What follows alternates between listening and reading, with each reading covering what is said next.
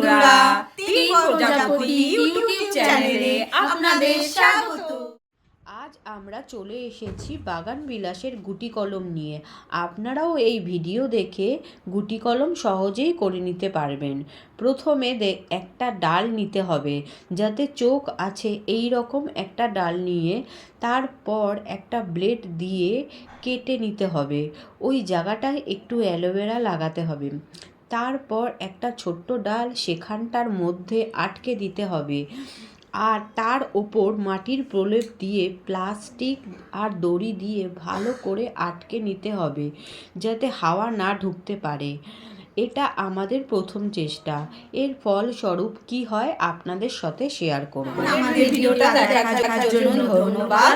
এইভাবেই আমাদের পাশে থাকুন, লাইক, কমেন্ট, শেয়ার করুন।